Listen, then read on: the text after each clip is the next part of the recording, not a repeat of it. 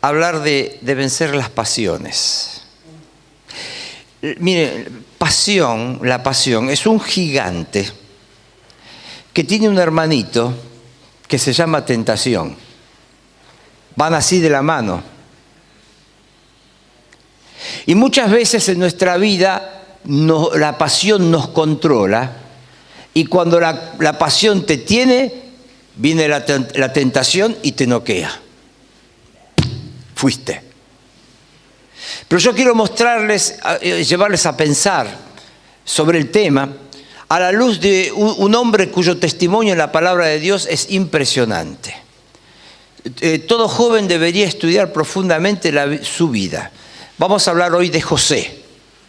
José, un hombre que venció la tentación. Vamos a ir a Génesis capítulo 39. Mañana nuevamente vamos a hacer alguna referencia a Josué. Estoy con tantos nombres que a veces me confundo, ¿no?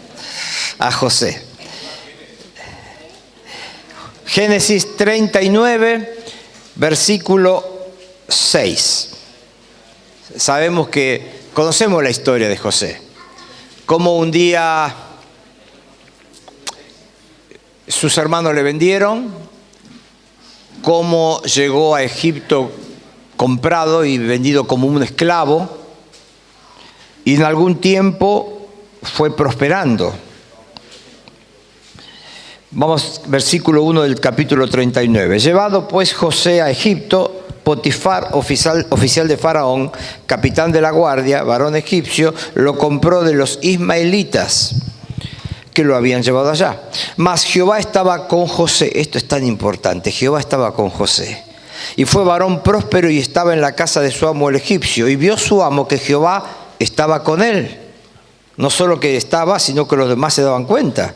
Y que todo lo que él hacía, Jehová lo hacía prosperar en su mano. Hacía yo José gracia en sus ojos, y le servía, y le hizo mayordomo de su casa, y entregó en su poder todo lo que tenía. Y aconteció que desde cuando le dio el encargo de su casa y de todo lo que tenía, Jehová bendijo la casa del egipcio a causa de José. Y la bendición de Jehová estaba sobre todo lo que tenía, así en casa como en el campo.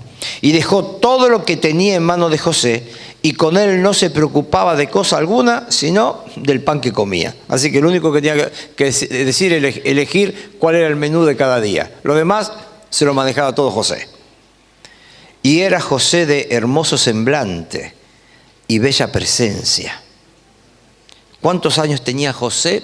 No sé, pero él fue vendido con 17 años. Fue vendido como un esclavo. Al otro día no lo puso de mayordomo. A ver, quizá pasaron 2, 3, 4 años hasta que se ganó la confianza de su amo. Así que yo pienso en José como un muchacho en este momento, en esta historia, en este punto de su vida, con 21, 22 años probablemente. Un muchacho lindo, un hombre como cualquier otro, con sus hormonas al 100%. Aconteció después de esto que la mujer de su amo puso sus ojos en José y dijo: duerme conmigo. Y él no quiso, y dijo a la mujer de su amo: he aquí que mi señor no se preocupa conmigo de lo que hay en casa, y ha puesto en mi mano todo lo que tiene.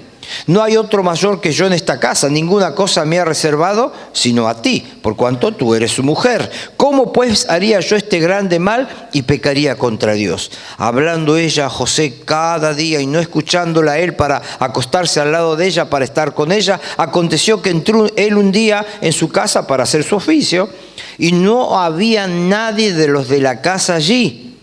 Ella mandó uno al mercado, mandó a otro al supermercado, mandó a otro a la carnicería para quedarse solita. Y ella lo asió por su ropa, diciendo: duerme conmigo.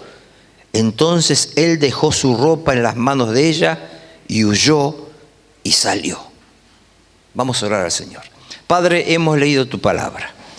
Y al hablar sobre este tema tan importante, pedimos que tu Espíritu sea el que hable a nuestros corazones. ¿Cuántos hombres tuyos, cuántas mujeres tuyas han estropeado, dañado sus vidas, sus hogares, por un momento de pasión, un momento de descontrol? Señor, te pido que este testimonio que hoy podemos ver en la vida de José nos muestre realmente cómo enfrentar al gigante de la pasión, al gigante de la tentación. Habla a nuestros corazones, Padre. Te lo rogamos en el nombre bendito de nuestro Salvador Jesucristo. Amén. Así que nuestro tema es hoy la tentación, un gigante que hay que derrotar. Vamos a pasar a la siguiente placa para ver una definición. Creo que todos más o menos sabemos lo que es una tentación, pero fíjense en la definición. Es una incitación externa al mal que apela a una tendencia interna hacia el pecado. O sea, la tentación es algo que viene de afuera, que toca algo íntimo, interno, que reacciona ante ese estímulo. Si supongamos que yo tuviera problemas con el robo, de pronto estoy aquí en medio de ustedes y veo un micrófono ahí que me atrae, me gusta, es decir, es algo exterior que de pronto activa en mí todo un mecanismo, y fíjense, está muy bien explicado en Santiago capítulo 1. Vayamos allí.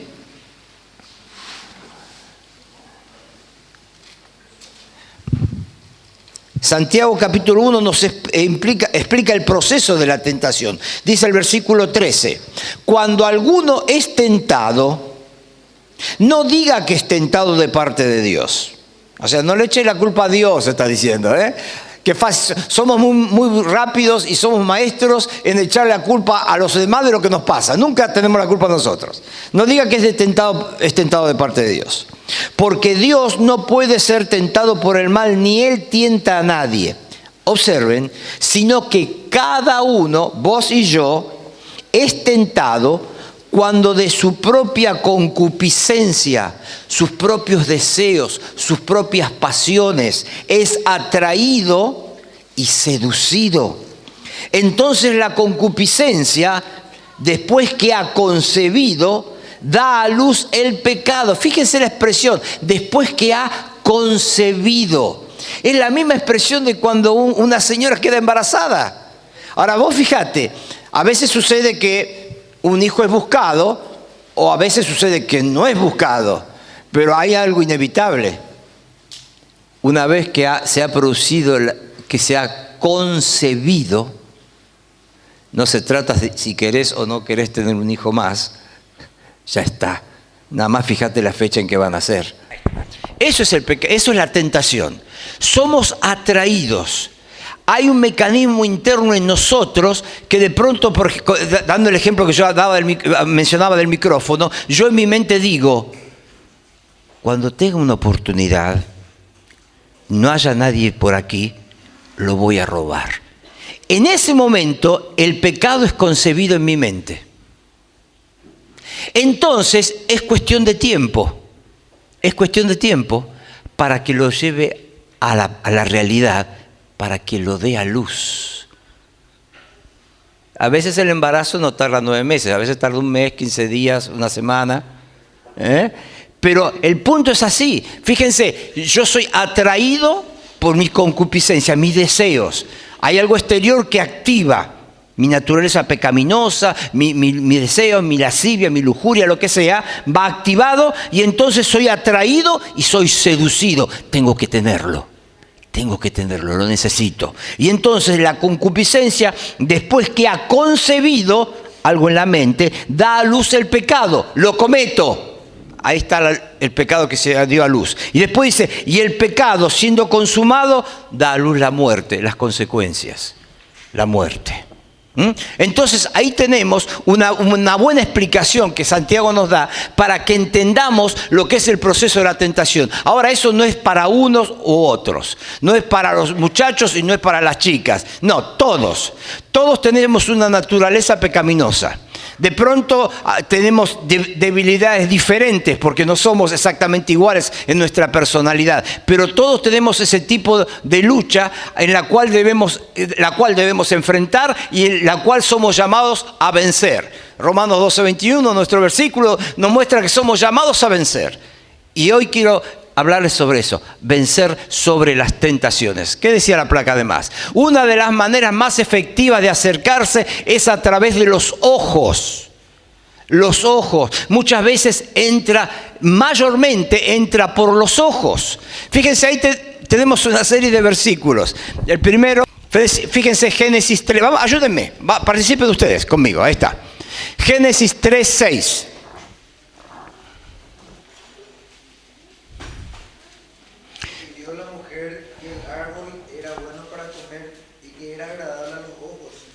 Árbol codiciable para alcanzar la sabiduría.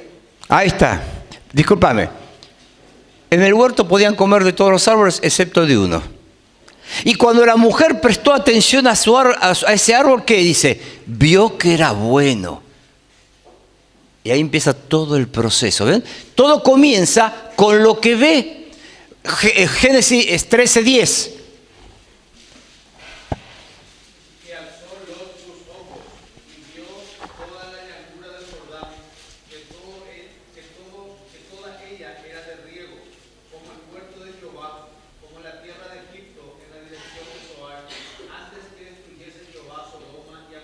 Ahí está. Ustedes conocen la historia y si no se las menciono. Abraham tenía mucha riqueza, muchos pastores. Lo mismo pasaba con su sobrino Lot. Mucha riqueza, muchos pastores. Había problemas entre ellos. Y Abraham dijo, mira, somos como hermanos. No quiero que haya problema entre nosotros por esto. Vamos a hacer una cosa, le dice Abraham. Decidid vos para dónde querés ir. Vos vas para el norte, yo voy para el sur. Claro, Abraham no tenía problema porque él no sabía dónde ir. Él iba a ir donde Dios le guiara, así que él no iba a pelear ni iba a escoger nada. Y Lot, ¿qué vio? Vio la llanura. No se dio cuenta, mirando la llanura, él dijo, allá está el desierto y allá está la llanura. Acá las ovejas se me mueren de hambre, acá van a crecer gordas, vamos ahí. Eso es lo que quiero.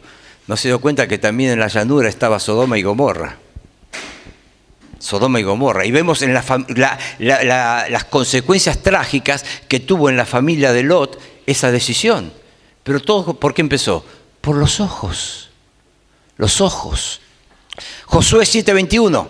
Ahí está. ¿Se acuerdan que hablaba en un momento con ustedes, creo que esta mañana, de la toma de Jericó? ¿Se acuerdan cuando hablábamos de Josué? La toma de Jericó, algo tremendo. Pero la misma nación que había tomado Jericó huye de una pequeña ciudad llamada Ai. ¿Cuál fue la razón?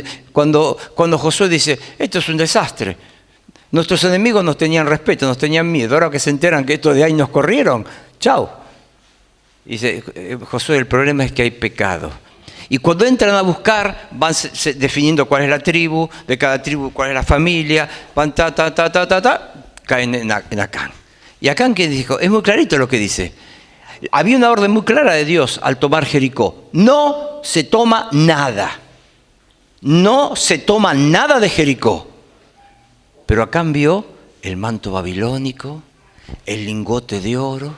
Pero fíjense cómo dice, codicié. ¿Ven? Él vio. Él vio. El problema fueron sus ojos. Cuando él vio, él habrá pesado por un lado. Josué dijo que no agarremos nada. Pero esto está bárbaro. Yo me lo llevo, lo escondo en mi tienda, después cuando puedo lo vendo, lo cambio por 200, 300 ovejas, lo que sea. ¿Quién se va a enterar? ¿Quién se va a enterar? Segunda Samuel 11:2.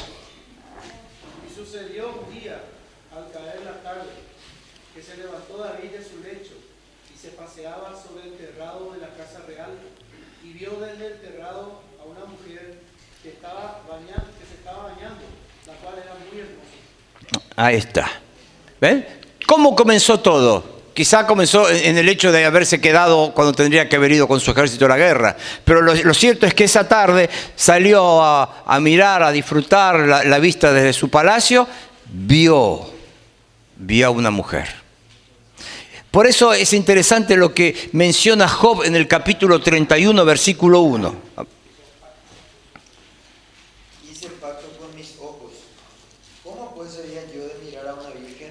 Ahí está. Job hizo pacto con sus ojos. O sea, nuestros ojos son el principal aliado que tiene la tentación para que cedamos a ella. Y Job dice, fíjense, era un hombre piadoso. Y cuando vemos cómo comienza el libro, dice, temeroso de Dios, perfecto, temeroso de Dios, apartado del mal. Sin embargo, con todas esas condiciones, realmente por todas esas condiciones, él tuvo que hacer pacto con sus ojos. Porque cualquiera está expuesto a caer en la tentación.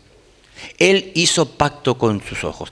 El Señor Jesús enseñó que si tus ojos son malos, todo nuestro cuerpo será malo. Porque yo a través de los ojos puedo envenenar mi cuerpo. Por eso es tan importante el uso que hacemos de nuestros ojos. En los tiempos bíblicos no existía internet. Pero las verdades, estas mismas verdades, se aplican al contexto que hoy vivimos. Quizá antes, y fíjense, es muy sugestivo, ¿no es cierto? ¿Cómo se vestían las mujeres en la época de José? En la época del Señor. Unos mantos que apenas se le veía el tobillito. Pero fíjense, algunos han dicho que es más tentador lo que se sugiere que lo que se muestra. Y fíjense que en aquellos tiempos donde todas las mujeres andaban vestidas con túnica y todo, Job dijo, hice pacto con mis ojos. Si Job en sus tiempos tuvo que hacer pacto, ¿qué tenemos que hacer nosotros? Cuando de pronto prendes el televisor para distraerte un rato y no encontrás un programa donde no aparezcan imágenes que te hacen daño. El pacto con nuestros ojos. Ahí es el comienzo. Es algo que tenemos que considerar. Internet, por ejemplo, es una herramienta excepcional. Excepcional. Yo el otro día le contaba a mi esposa, estaba buscando un versículo que no me acordaba dónde estaba, ¿dónde está este versículo? ¿Dónde está este versículo? Pensando en unos estudios que tendré la semana por delante, y puse en Google una frase, no me acordaba nada del versículo, pero sí el tema. Puse clic, ahí estaba. Ahí salió enseguida un artículo sobre ese tema que yo había buscado y ahí estaba el versículo que buscaba. Excepcional. Pero así como puedo encontrar un versículo de la palabra de Dios, puedo encontrar cualquier cantidad de basura. Y no solo los muchachos, también las chicas. Hice pacto con mis ojos. Entonces, eso es algo muy importante. ¿Cómo manejamos nuestros ojos? Seguimos más adelante. Observen ustedes cómo la tentación afecta a las tres partes de nuestro ser. Vamos a ver. El cuerpo.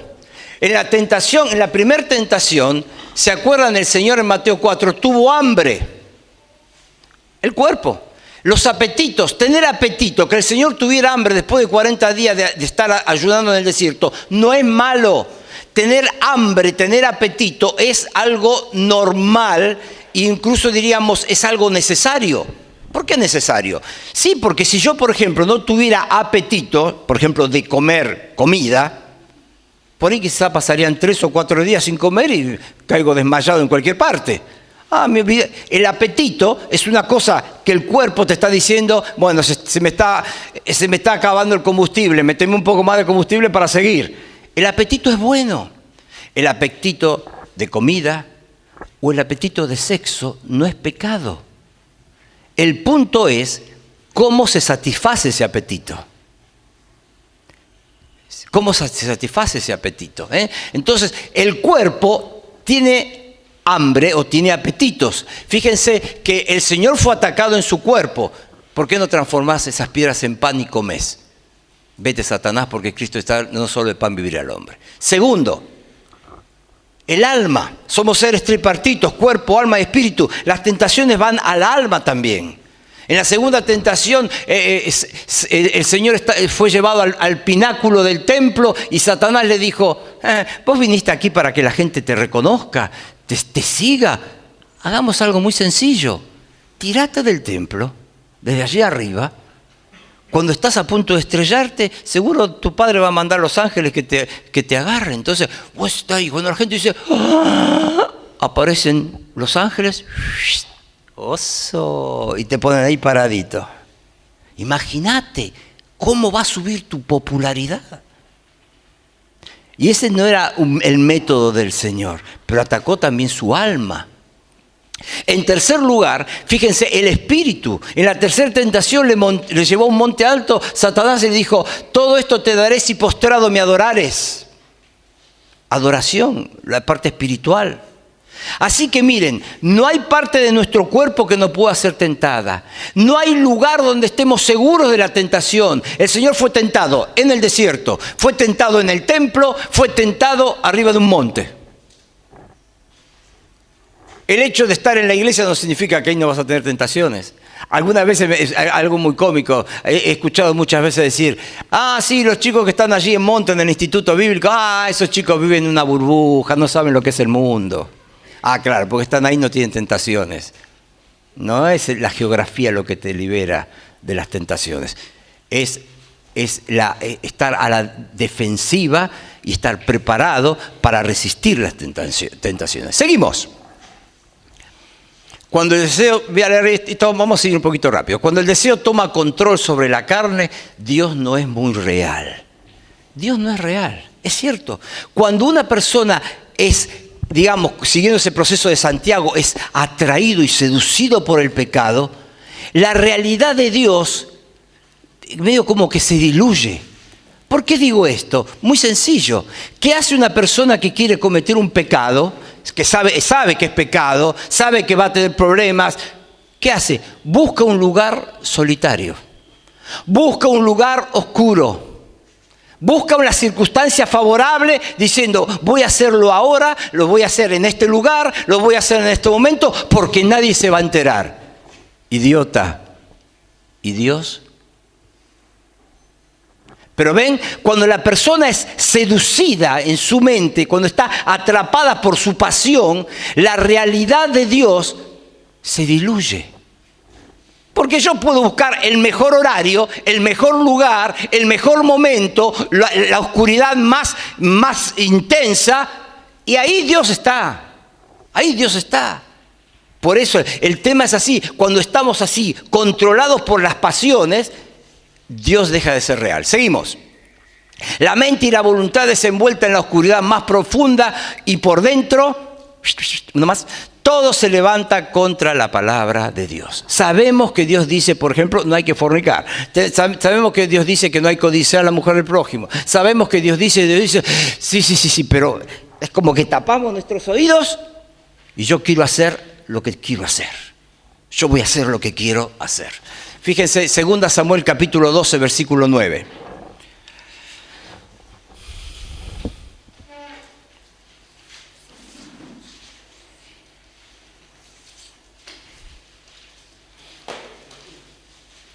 Sí, dale. Dice, ¿por qué pues tuviste en poco la palabra de Jehová, haciendo lo malo delante de tus ojos? A Urías Eteo heriste a espada, y tomaste por mujer a su mujer, y a él lo mataste con la espada de los hijos de Amón. Fíjense, un hombre que se dice en la Escritura tenía el corazón conforme al corazón de Dios. Fíjense lo que sucede cuando él es seducido, atrapado por la pasión y la tentación. A un hombre, uno de sus soldados más valerosos, lo metió en el lugar más recio del combate y dijo, métanlo en el peor lugar y cuando empiece la batalla déjenlo solo para que muera, porque no quería que se enterara que su esposa estaba embarazada. Tomó la mujer, así que se transformó en un adúltero, se transformó en un asesino, sabiendo que Dios condenaba todo eso. Seguimos. Hay 3 elementos que formaron el trasfondo. Fíjense, seguimos. En el caso de José. En primer lugar, la prosperidad. Prosperidad. Observen lo que vimos en el versículo 4. Dice que José halló gracia en sus ojos y le hizo mayordomo de su casa, entregó en su poder todo lo que tenía. ¡Wow! Hubo un momento como de alivio, ¿no es cierto? Vendido como esclavo, llegó a esa casa y quizá al principio le dijeron, bueno, vos mirá, vos sos el nuevo, ¿no? Bueno, tenés que mantener limpios todos los baños de la casa. Tu trabajo es limpiar los baños. Y después fue mejorando. Después era ayudante de cocina. Y después ya al final tenía un escritorito y él decía, bueno, vayan a comprar esto, para lo otro. Era el mayordomo. había mejorado. A veces sucede así. Cuando llega el momento de la prosperidad, los creyentes nos olvidamos de Dios. Muchas veces pasa eso. Nos olvidamos de Dios.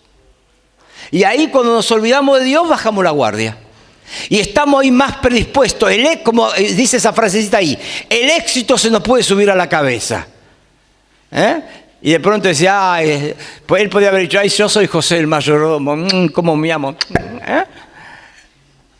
Se te puede subir a la cabeza. Todo el tema de la tentación, fíjese, la prosperidad. En segundo lugar, la permisividad. La mujer le dice, duerme conmigo. Él no estaba buscándola. Ella lo buscaba a él. Puede ser una buena excusa, ¿no es cierto? Algún muchacho puede decir, bueno, mire, yo estaba lo más tranquilito, ella me vino a buscar, ¿qué quiere? Yo soy hombre,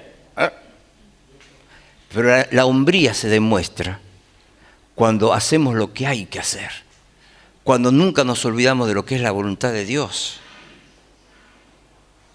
Pero él podría, fíjense, tratándose de la mujer del amo, parecía seguro. Él podría haber dicho, yo a Potifar no le voy a contar. Ella, menos. Entonces, ¿qué problema hay? ¿Lo hacemos y queda entre nosotros dos? ¿Ven? Eso forma parte de la tentación. Te crea el marco de seguridad. Hacelo, no va a pasar nada. En tercer lugar, observen ustedes, privacidad. Estaban solos ese día. Aconteció que entró él un día en casa para hacer su oficio y no había nadie de los de la casa allí. Evidentemente la mujer hizo algo para que todos desaparecieran. Era la circunstancia perfecta. Era el día, era la hora. Era el día, era la hora. Así que cuando entramos en el proceso de la tentación, vamos a ver un montón de cosas que parece que decir, hay que hacerlo. No pasa nada, es seguro. Disfrutá el momento. Había una propaganda, no me acuerdo de qué era, hace algunos años en Argentina, que decía, meta vivir nomás. Meta vivir nomás. Dando la idea de que, dale nomás. El concepto que se marca cuando Israel estaba cerca del cautiverio y ellos decían, comamos y bebamos que mañana moriremos. Disfrutemos la vida ahora que se puede. Seguimos. Algunas cosas para pensar. Primero, no debes ser dominado por la situación. Algo impresionante que hace José con esta mujer que día tras día lo busca. Algo que justamente ese día, ese contexto, cuando la casa está sola, estaban ellos dos solos, él nunca fue dominado. Él siempre tuvo el control. Y ahí se ve que era un hombre. Porque tuvo la fortaleza para saber decir que no. Cuando había que decir que no. Cuando correspondía decir que no. En segundo lugar, el tentador siempre tendrá razones correctas y será muy persuasivo. Fíjense, correctas entre comillas, ¿no? Por ahí la mujer le habrá dicho, vení, dormí conmigo, vos sabés, mi esposo, él no me ama ya como antes. Está metido por ahí en sus trabajos, su negocio. Yo soy una mujer joven, necesito que... Y José también podría pensar, yo soy un muchacho joven, me separaron de mi padre, me vendieron como un esclavo, ahora acá tengo una mujer que dice que le gusto, que le intereso, y yo también merezco tener... ¿Ven? Entre comillas, razones correctas, y puede ser muy persuasivo si prestamos el oído. Seguimos. El pecado es siempre contra Dios. Acá es impresionante. La razón fundamental por la cual yo creo que José no cayó en la tentación es por el concepto que él tiene del pecado.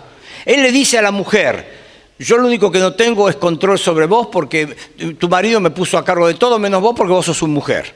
Y le dice, versículo 9, ¿cómo pues haría yo este grande mal y pecaría contra Dios? Él podría haber dicho, ¿cómo haría este gran mal y pecaría contra Potifar? O podría haber dicho, pecaría contra vos, siendo que estás casada con Potifar. Ahora es cierto que si él hubiese cometido ese pecado, era contra la mujer, porque no le correspondía a esa mujer. Era contra Potifar, porque era el esposo de la mujer. Pero en primer lugar, él sabe que cualquier pecado es primero contra Dios. Es contra Dios. Por eso él dice, y pecaría contra Dios. Este es un concepto que debemos grabar en nuestras mentes. Y eso quizás nos va a marcar nuestras conductas privadas. Porque nuestra conducta privada no es el tema de que mis padres no se van a enterar, mi esposa no se va a enterar, mi novio no se va a enterar, mi novia no se va a enterar, mis padres. No. Dios siempre va a saberlo. ¿Cómo pecaría contra Dios? 4. Tus sentimientos interiores suplicarán por satisfacción. O sea, yo pienso que José tuvo que luchar fuertemente. Como les dije, un muchacho joven, un muchacho normal. Y algunos dicen, bueno, ¿será que José era tan normal? Mirá que dijo que no. ¿Sabes por qué yo te digo que José era muy normal? Porque un día cuando la mujer le agarró la ropa, salió en paños menores, corriendo. ¿Sabe lo que yo creo que José en ese momento sintió? Si me quedo un segundo más al lado de esta mujer, soy boleta. Y él, para no caer, hizo algo que no era muy lindo, ¿no? Salir corriendo por ahí de esa forma. Pero preferible eso y no cayendo en tentación. 5. Puede haber consecuencias no deseadas. ¿Sabe? El tema del pecado es que es un instante. ¿Y qué pasa después? Bueno, muchas veces hay consecuencias. Muchísimas veces. Y no deseadas. Por ejemplo, podríamos decir así. Construir un testimonio lleva una vida. Destruirlo lleva un instante. Es un instante. ¿Y sabe la consecuencia que siempre trae cuando uno cae en tentación? La consecuencia que siempre trae, ¿sabes cuál es? Que mañana, esa caída forma parte de tu pasado. Y no puedes hacer nada para cambiarlo. Está ahí.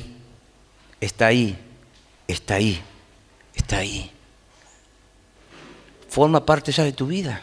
Lo hiciste. Y fíjense David cómo tuvo que soportar consecuencias, aún consecuencias en su familia, con sus hijos. Ustedes lean la historia de David y van a ver todo lo que pasó a causa de ese terrible pecado que él cometió. ¿Hay algo más? El mal no se rinde fácilmente. Fíjense, 3 veces nos dice que la mujer insistía. Le hablaba una vez, le hablaba otra vez. Claro, ella también quizá pensaría, este es un muchacho que está solo, lejos, abandonado. Es justo es pan comido. Entonces por eso insistía. Satanás sabe sobre qué lado atacarnos, sabe cuál es nuestro lado débil, nuestras flaquezas, dónde estamos más propensos a una caída. Por eso Pablo le dice a Timoteo, huye de las pasiones juveniles. 2 Timoteo 2:22. Huye de las pasiones juveniles. Así que José vivió mucho antes que Pablo. José no pudo leer la carta a Timoteo porque no existía, pero José hizo lo que Pablo dijo que había que hacer. Huyó. No se puso a discutir con la mujer. No se puso a convencerla. Se lo dijo una vez, mirá, y la mujer seguía. Él dijo, acá no es cuestión de hablar. Tengo que huir si quiero mantener mi pureza. Bien, algo más. La conducta de José. Fíjense, en el versículo 8 dice que él no quiso. En el versículo 10 dice no escuchándola. Y en el versículo 12 dejó su ropa y huyó. Había una determinación bien clara en su mente de que no iba a ceder a la tentación. La tentación sin duda fue muy fuerte, pero él se mantuvo victorioso, venciendo la tentación. Somos llamados a vencer y somos llamados también a vencer con este tipo de tentaciones que tienen que ver con las pasiones, que tienen que ver con deseos normales, naturales. Es normal que un muchacho se sienta atraído por una señorita y es muy normal que esa atracción venga en sentido inverso, porque Dios nos creó así. Dios hizo algo maravilloso al crear al hombre y a la mujer, pero el pecado lo está manchando cosas que Dios hizo que son maravillosas, que son santas y que son puras. Entonces, fíjense, 1 Corintios 10:13, y después voy a agregar algo al mensaje. 1 Corintios 10:13, un versículo muy importante. No os ha sobrevenido ninguna tentación que no sea humana, pero fiel es Dios, que no os dejará ser tentado más de lo que podéis resistir, sino que dará junto con la tentación la salida para que podáis soportar. Mira, cuando vos o yo caemos en la tentación, no es porque fue mucho más de lo que podíamos soportar, nunca, porque la promesa dice que Dios es fiel y que Dios no va a permitir una tentación que sí o sí nos deba derrotar. Somos derrotados por la tentación cuando estamos dispuestos a caer en ella. Pero Dios dice, junto con la tentación te da la salida. José la tuvo y José se mantuvo victorioso. Y yo recién le decía, y les he hablado de apetitos normales. La atracción de un muchacho por una chica y viceversa, es normal, Dios lo hizo. Dios creó al hombre y a la mujer. Dios creó el matrimonio. Y Dios creó los apetitos que tenemos. El punto es cuando el apetito se satisface no en la forma que Dios quiere. Los apetitos que tienen que ver con esa atracción son para el matrimonio. Y fíjense, el mundo ha desvirtuado tanto que una cosa tan hermosa como debe ser el noviazgo se ha transformado en el mundo en algo totalmente sucio. Porque Dios dijo, cuando estableció el matrimonio, dejará el hombre a su padre y a su madre, se unirá a su mujer, o sea, se casan, y serán una sola carne, consumarán el matrimonio. Pero ¿qué están haciendo? ¿Qué hacen las parejas en el mundo como cosa normal? Hoy es una cosa muy normal de que de pronto un muchacho un sábado a la noche trae su novia a la casa, se la mete en su dormitorio, duermen toda la noche ahí en la casa de los padres no dicen nada, sí, está con la novia. Yo a veces digo que la palabra novia, en algún tiempo el diccionario va a tener que buscar y darle otra acepción. Porque antes novia o novios, estar de novio era una relación previa al matrimonio. Ahora resulta, dice, te presento a mi novia. Sí, ¿cuánto hace que están de novio? Y hace 10 años que estamos de novio, estos son nuestros 4 chicos. No es lo que es el noviazgo. Hoy la palabra novio se usa porque quizá a alguno le resulta violento decir mi concubina, pero la realidad es que están viviendo una relación de pareja que no deja de ser pecado. Eso es lo tremendo. Ahora, ¿saben lo dramático de todo esto? Yo ya voy a terminar porque el tiempo se me pasó. Quizá por lo que hablábamos esta mañana en el primer mensaje. ¿Se acuerdan cuando yo les hablaba de el abandono de la palabra? Hay jóvenes creyentes que están dejando de lado la autoridad de la palabra de Dios. Y en consecuencia, cuando uno tiene la Biblia cerrada, su forma de pensar está condicionada por alguien. Si no es la Biblia, va a ser el mundo. Los pensamientos o la forma de actuar del mundo. Y tristemente hay jóvenes creyentes que comienzan un noviazgo con el mismo pensamiento que hay en el mundo. Que el noviazgo es un tiempo para practicar el sexo y ver si la cosa va a andar. Y no es así. Al contrario, quienes manejan el noviazgo de esa forma van a tener consecuencias muy, muy tristes, muy desafortunadas cuando lleguen al matrimonio. Y especialmente en esa área. La gran mentira, el gran engaño del diablo es una pareja tienen que practicar primero para después cuando estén casados tener un sexo bueno. No es así. Las parejas que actúen en una forma así disipada, libertina, con desenfreno, van a encontrar justamente después en la relación matrimonial un gran obstáculo. Mire, Palabra de Vida tiene un hotel en el sur de Argentina, el Pichi Trafún, en un lugar paradisíaco, ¿no? un lugar de los más hermosos del mundo realmente, pues un lugar de aguas cristalinas, lagos, montañas. Bueno, la reina, el rey de Holanda y su esposa van varias veces de vacaciones ahí de incógnito. El presidente Obama estuvo en Argentina y se fue ahí de vacaciones. Inclusive, fíjense, con la agenda estrecha que tiene un presidente, iba a ir un día, llegó y cambió, se quedó 2 días más. No es algo habitual. Bueno, es un lugar precioso. Y Dios en ese lugar, en un parque nacional, nos dio el hotel. Ya hace como más de 30 años. Y Dios nos dio a mi esposa y a mí el privilegio de dirigir el ministerio ahí por 10 años, 10 temporadas. Normalmente vienen familias, pero a veces sucede en la temporada que una iglesia por ahí dice, una semana vamos a... o sea, ocupan todo el hotel la iglesia. Pasó así una vez, una iglesia vino. Y era bastante incómodo la situación, la forma que se comportaban las parejas de la iglesia. Las parejas de la iglesia. Yo me sentía incómodo porque es un lugar cristiano y no quería que la gente que va y pasaba por la ruta, nuestro hotel está sobre la ruta, viera parejas sentadas abajo de los árboles haciendo cosas que no correspondían.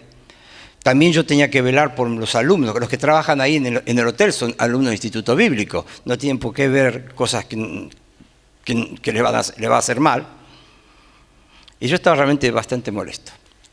Y justamente yo era el orador de esa semana. Después del desayuno siempre tenemos un estudio bíblico. Así que una mañana hablé sobre el noviazgo cristiano. Y les voy a decir un poco la síntesis. Y presten atención a esto. Yo les dije así. Si una pareja está segura de que es la voluntad de Dios que se casen, si tienen la aprobación de sus padres, si los pastores de la iglesia lo aprueban, si tienen la fecha de casamiento, si tienen las invitaciones impresas, si ella tiene el vestido de novia, si él tiene el traje de casamiento, si ya tienen paga la luna de miel, si está todo arreglado y un día antes del casamiento tienen sexo, eso es pecado y se llama fornicación. ¿Se dan cuenta? Yo les quise mostrar que el único ámbito en el cual el sexo debe ser practicado es el ámbito matrimonial. En el vínculo del matrimonio, el sexo no es sucio, el sexo no es pecado, el sexo es algo santo, es algo puro, es algo dado por Dios y es una bendición. Pero fuera de él, trae consecuencias nefastas. Y después vi ese día varias parejas discutiendo, algunas chicas llorando, porque yo pensaba, si a la luz del día esto es lo que yo veo, ¿qué pasa cuando no hay luz del día? Era bastante obvio. Entonces yo les digo, chicos, unamos todo. Yo esta mañana les hablaba de la importancia de la palabra. Lleven la palabra a sus vidas. Y si Dios dice que algo es pecado, es pecado. No importa lo que uno puede escuchar afuera. Mi autoridad viene de la palabra de Dios. Para mí la última palabra es la palabra de Dios. José, sin tener la bendición de una Biblia como teníamos nosotros, tenía algo muy claro, que él no iba a pecar contra Dios. Y tenía muy claro que él no tenía que tomar la mujer de su prójimo. Y tenía muy claro que el sexo era para el vínculo del matrimonio, porque después se casó, tuvo hijos. No se apuren. La impaciencia es muy mala consejera.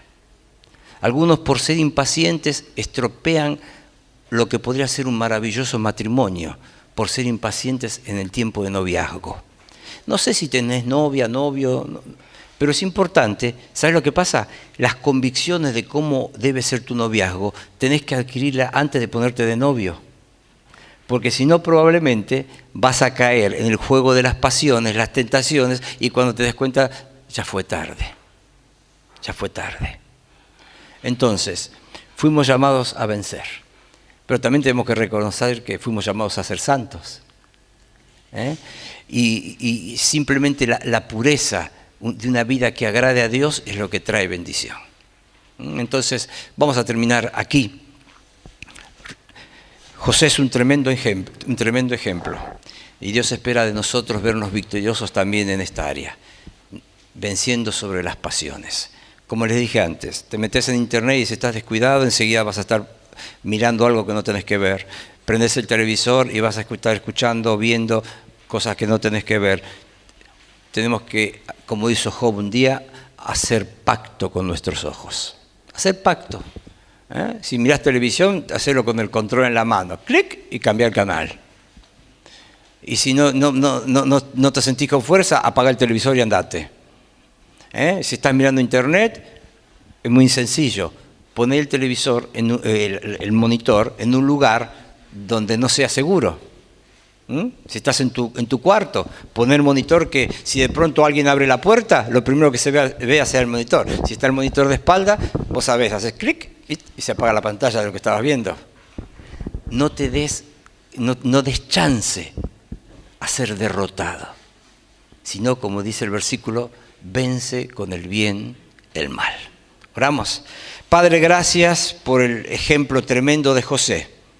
Un muchacho con deseos, como cualquier muchacho, con necesidades, con apetitos, pero sabía que esos apetitos nunca debían satisfacerse fuera de tu voluntad. Que sabía que cualquier pecado eres, en primer lugar, un pecado contra ti. Señor, te pido por cada uno de estos muchachos, estos jóvenes, estas chicas, Señor, que están aquí en estos días. Vemos alrededor nuestro tantas posibilidades o tantos ejemplos de cómo no se debe vivir. Señor, te pido que en cada uno de ellos grabes la verdad de que tu palabra es viva, es siempre actual y nunca está fuera de moda o fuera de la necesidad que tenemos. Gracias, Señor, por un hombre como Job, que hizo pacto con sus ojos.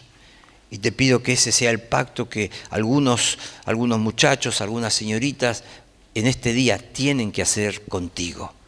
Pacto, como aquel salmista que dijo, miraré las maravillas de tu ley. Para eso quiero usar mis ojos. Bendice, Señor, tu palabra. Por Cristo Jesús. Amén.